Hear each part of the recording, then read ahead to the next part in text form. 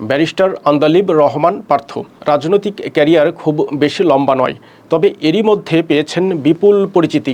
জন্ম 1974 সালে 20 এপ্রিল। বরিশাল বিভাগের ভোলা জেলার একটি সম্ভ্রান্ত মুসলমান খানদানে জন্মগ্রহণ করেন তিনি। পিতা প্রয়াত রাজনীতিবিদ নাজিউর রহমান মঞ্জুর ছিলেন জাতীয় পার্টির মহাসচিব ও সাবেক মন্ত্রী। পার্থর মা শেখ রেবা রহমান ছিলেন শেখ পরিবারের মেয়ে, শেখ মুজিবুর রহমানের ভাইঝি। তাই দুদিক থেকেই দুই মেরুর রাজনীতিবিদদের দেখেছেন পার্থ, শিখেছেন তাদের কাছ থেকে। ছোটবেলা থেকেই বাবা নাজিউর রহমান মঞ্জুর তাকে কাছাকাছি রাখতেন।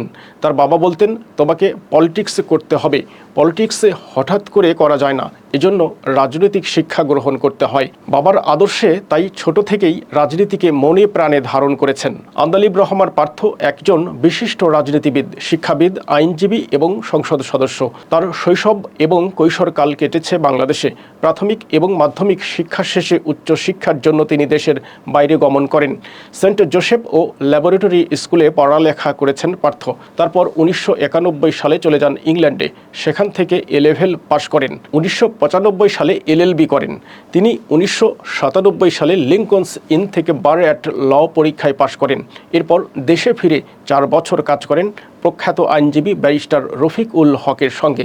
2000 সাল থেকে আন্দালিব রহমান পার্থ তার বাবা নাজিউর রহমান মঞ্জুরের সাথে রাজনীতিতে সক্রিয়ভাবে জড়িয়ে পড়েন। 2008 সালের এপ্রিল মাসে তার বাবার মৃত্যু হলে আন্দালিব বাংলাদেশ জাতীয় পার্টির চেয়ারম্যান নির্বাচিত হন।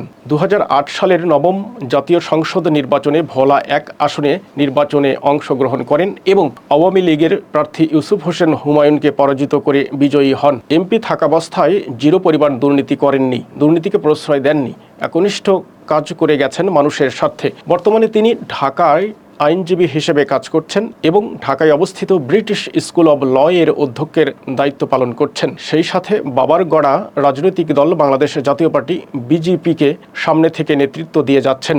তিনি বাংলাদেশের রাজনীতিতে একজন বলিষ্ঠ কণ্ঠস্বর।